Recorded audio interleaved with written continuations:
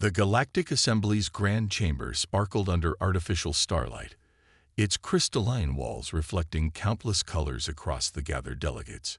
Captain Sarah Chen stood at the podium, her weathered uniform bearing Earth's first interstellar mission patch. After decades of faster-than-light research, humanity had finally reached the stars, only to find them already teeming with advanced civilizations. "We come seeking peaceful cooperation and mutual understanding," Sarah declared, her voice steady despite the nervous energy coursing through her. The assembled aliens, some humanoid, others defying description, watched with unblinking eyes. Earth's first diplomatic mission had been met with surprising enthusiasm, perhaps too much enthusiasm. High Counselor Zextal, a towering figure with iridescent scales, stepped forward. "The Assembly welcomes Earth's children. Your achievement in reaching the stars is remarkable." Something in the way the alien emphasized that last word made Sarah's combat instincts tingle.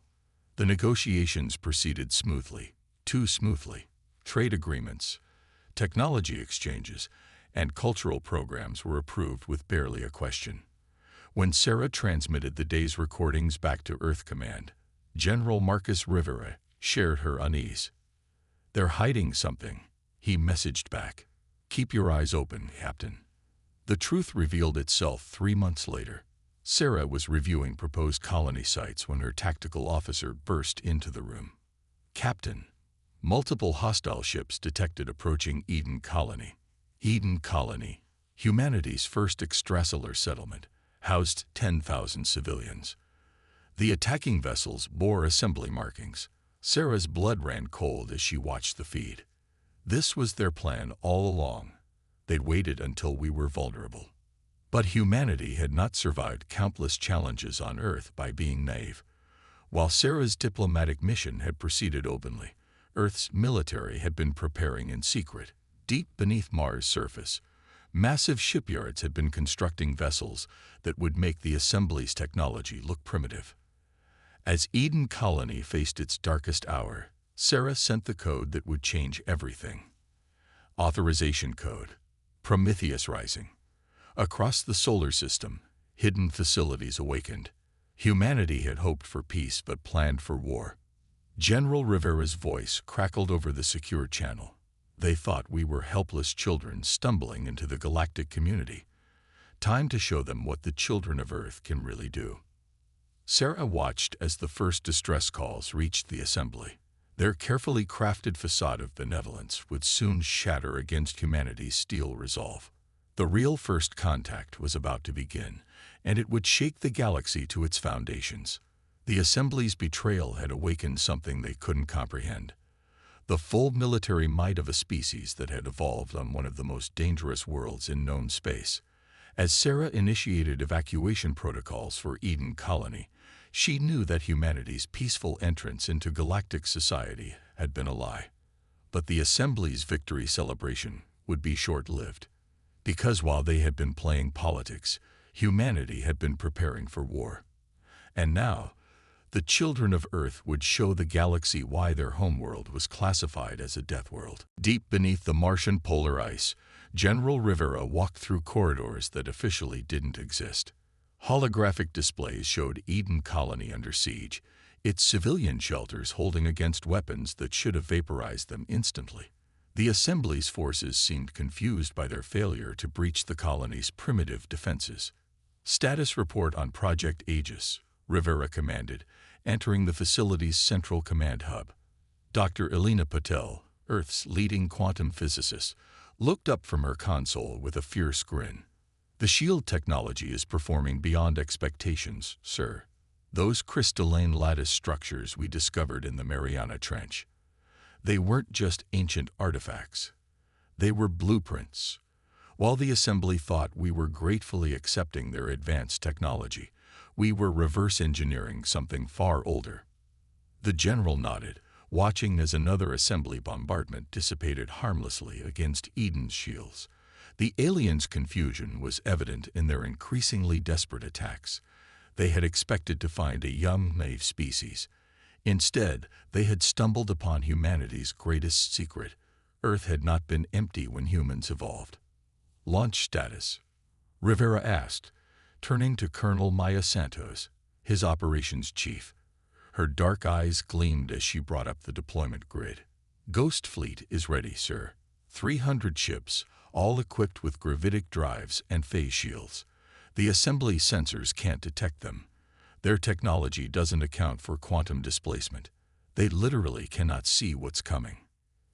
Humanity had found the remnants of an ancient civilization in Earth's deepest trenches and most remote caverns. While publicly developing primitive spaceflight, they had secretly mastered technologies that the assembly had never dreamed possible. Signal from Captain Chen, the communications officer announced. Eden's civilian evacuation is complete. All colonists are secured in the underground bunkers. She's requesting permission to initiate Phase 2. Rivera took a deep breath. Humanity had hoped to keep their true capabilities hidden longer, to better understand the galaxy's political landscape. The Assembly's betrayal had forced their hand, but perhaps that was for the best. Sometimes the most effective deterrent was a demonstration of strength. Send the authorization, he ordered. Tell Sarah. Tell her to show them why Earth was never just another world. Across the solar system, hidden facilities hummed to life. Ships that bent space itself emerged from camouflaged asteroid bases. Weapons platforms disguised as communications satellites revealed their true nature. And beneath Eden Colony's surface, something began to stir. The assembly forces surrounding Eden detected the energy spike too late. The colony's primitive structures began to transform, metamorphosing into something that defied their understanding of human capabilities. The children of Earth had inherited more than just a deadly homeworld. They had inherited the legacy of those who came before, those who had chosen Earth as the cradle for their successors. As the Ghost Fleet prepared to reveal itself, Rivera sent one final message to all human forces. The assembly thought they were dealing with children playing with toys. Show them what the heirs of Earth can really do. The galaxy was about to learn that humanity's rapid advancement hadn't been luck or determination alone. They had been guided, shaped, and prepared by an ancient power. And now, that power would reshape the galaxy once again. Captain Sarah Chen stood on Eden Colony's central platform as it rose from the ground, transforming into the command deck of humanity's most advanced warship. The colony had been a disguise, its civilian structures concealing a vessel that married ancient technology with human innovation. Around her, the Ghost Fleet shimmered into visibility, their quantum displacement fields dropping to reveal sleek ships that seemed to absorb light itself. "This is Captain Chen to all vessels," she broadcast. "The assembly chose violence. Now they'll learn what that means when facing the children of Earth." The assembly fleet's formation broke immediately as their sensors finally detected the human ships. Their energy weapons, devastating against conventional defenses, splashed harmlessly against phase shields based on technology recovered from Earth's ancient ruins. Multiple assembly capital ships approaching, her tactical officer reported. "They're charging their primary weapons." Sarah allowed herself a grim smile. "Deploy the gravity lenses. Let's show them what Dr. Patel's team created." From Eden's transformed hull, crystalline structures emerged, pulsing with energy that defied conventional physics. The assembly ships fired, their beams powerful enough to crack a planet's crust. The attacks simply curved around the human vessels, caught in artificial gravity wells that turned the enemy's own power against them. "All ships, execute attack pattern Hydra," Sarah commanded. The Ghost Fleet moved with perfect coordination, their crews linked through neural interfaces that humanity had kept hidden from assembly observers. Where the aliens expected crude radio communications, they found themselves facing opponents who acted with instantaneous unity. The battle unfolded across three-dimensional space, but humanity fought in 4 dimensions. Ships phased in and out of normal space-time, appearing inside enemy formations before vanishing again. Assembly vessels found themselves trapped in overlapping gravity fields, their mighty shields useless against forces that warped space itself. "Ma'am," her communications officer called out, We're receiving surrender signals from multiple assembly ships. Their crews are. They're asking for asylum. Sarah raised an eyebrow. Asylum. They're saying the assembly lied to them too. That this attack wasn't sanctioned by all members. Some of them claim they were told this was just a training exercise until they arrived. This was unexpected, but not entirely surprising. Humanity's intelligence suggested the assembly wasn't as unified as they pretended. Accept their surrender, Sarah ordered. Show them we're not the barbarians the assembly painted us as. The battle lasted less than an hour. When it ended, the assembly fleet was in ruins, their supposedly invincible ships reduced to debris or captured. But Sarah knew this was just the beginning. The real fight would be political, as the galaxy learned that one of its oldest powers had attempted to secretly eliminate a rising species.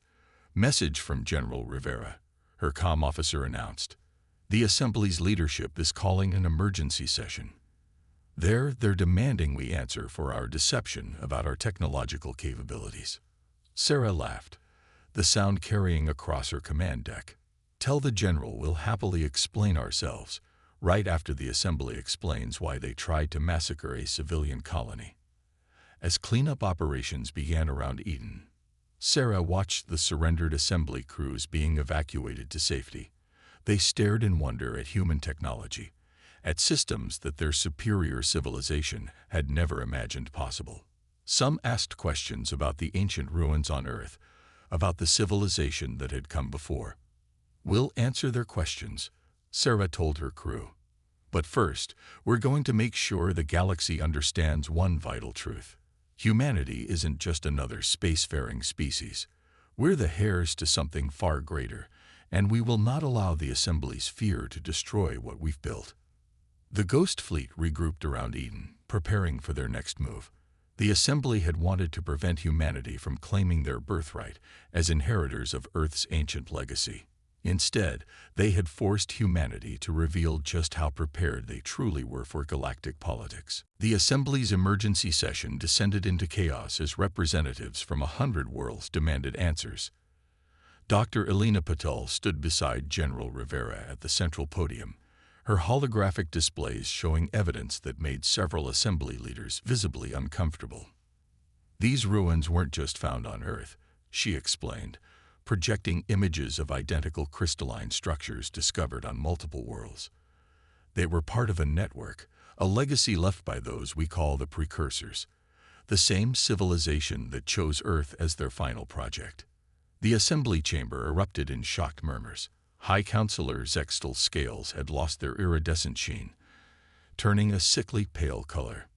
These allegations are baseless, he protested, but his voice lacked conviction. Are they?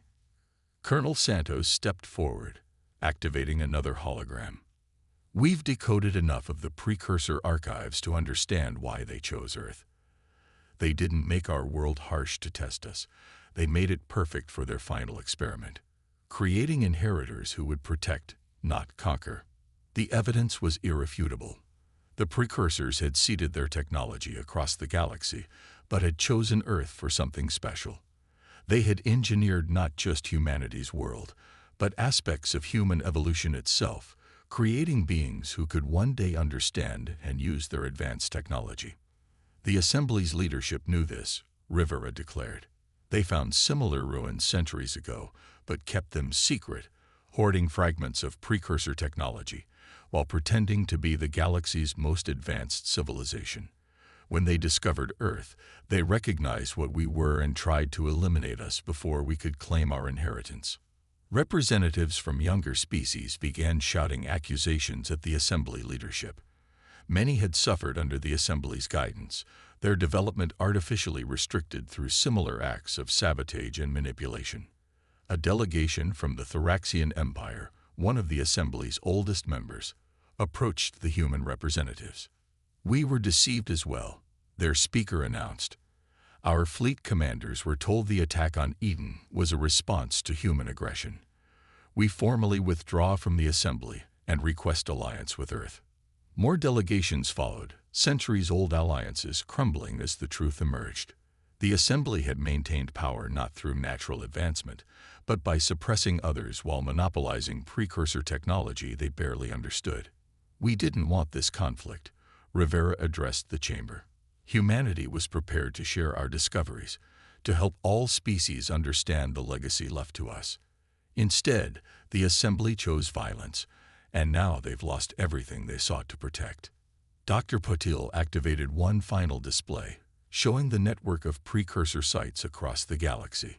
Their ruins contain more than weapons and shields. They left libraries of knowledge, medical technology that could benefit all species, clean energy systems that could power 1,000 worlds. This was meant to be shared, not hoarded. The political earthquake triggered by humanity's revelation reshaped galactic society in hours. The Assembly's leadership faced demands for resignation and investigation. Younger species, emboldened by Earth's example, began asserting their independence.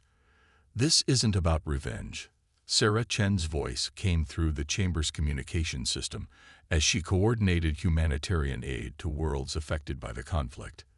This is about fulfilling the purpose we were created for. Humanity wasn't engineered to rule or dominate. We were made to protect, to guide, to help others reach their full potential. As the session continued, new alliances were formed and old powers crumbled. The galaxy was transforming, not through conquest or subjugation, but through the revelation of a truth that had been buried for millennia. Humanity hadn't just inherited advanced technology. They had inherited a sacred duty to ensure it would be used to benefit all. High above Earth, the transformed Eden colony had become a symbol of humanity's new role in the galaxy. Captain Sarah Chen stood in its observation deck, watching ships from dozens of species arrive for the first galactic concordat. 3 months after the Assembly's failed attack, the galaxy was ready for a new beginning.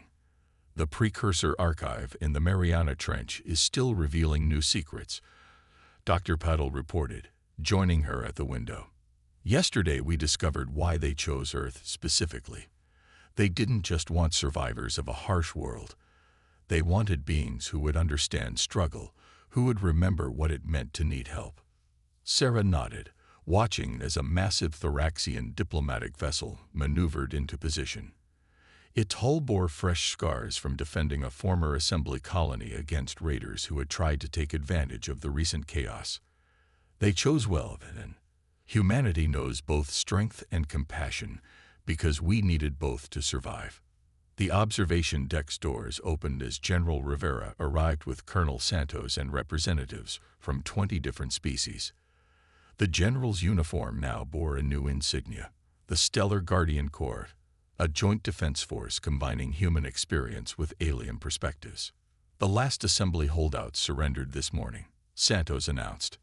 Their leadership has agreed to stand trial for centuries of suppressing technological advancement and orchestrating attacks on developing civilizations. But this meeting wasn't about the past. The Galactic Concordat would establish new principles for interstellar cooperation. Humanity's role would not be to rule or dominate, but to protect and guide, just as the precursors had intended. We've confirmed precursor sites on 30 more worlds, Dr. Patil continued. Each contains technology and knowledge specifically suited to help that planet's native species develop. The Assembly didn't just suppress Earth, they held back half the galaxy. Not anymore, Sarah declared. A holographic display activated, showing the network of precursor ruins spreading across the galaxy like a constellation of hope. Every species will have access to their inheritance. The Stellar Guardian Corps will ensure no one interferes with their development. The gathered representatives moved to the conference chamber, where the Concordat would be signed. Earth would share not just precursor technology, but the principles that had helped humanity survive its harsh cradle: determination, innovation, and most importantly, the understanding that true strength comes from lifting others up, not holding them down. The Assembly feared us because they thought we would become like them, Rivera addressed the gathered delegates. They never understood that Earth's challenges taught us more than just how to survive. They taught us empathy, cooperation, and the importance of helping others face their own trials. As the signing ceremony began, Sarah received a signal from Eden's deep space sensors. Another precursor site had activated, responding to humanity's achievement. The ruins weren't just artifacts. They were pieces of a vast network, waiting for species mature enough to use them wisely. The precursors didn't want an empire, Dr. Paddle explained, examining the new data. They wanted a community of equals, each species contributing its unique strengths. They chose humanity not to rule, but to ensure that vision would become reality. The Galactic Concordat was more than a peace treaty or alliance. It was a commitment to the future the precursors had envisioned, a galaxy where strength served wisdom, where advancement meant helping others rise alongside you, where the children of Earth would ensure no species faced the darkness of space alone. As representatives from across the galaxy signed the document, Sarah thought about how far humanity had come.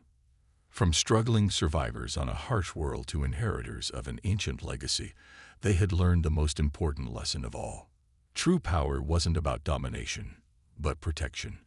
The Assembly had feared humanity would become conquerors, never understanding that Earth's children had been crafted for a far greater purpose.